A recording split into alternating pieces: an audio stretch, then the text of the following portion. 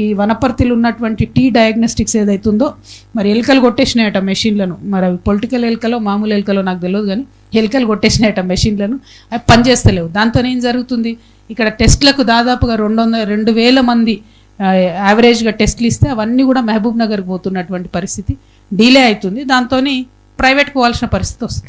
అల్టిమేట్గా ప్రజలకు నష్టం జరుగుతుంది. కాబట్టి ఆ మెషిన్స్ని తొందరగా ఫిక్స్ చేయాలని కోరుతున్నాను.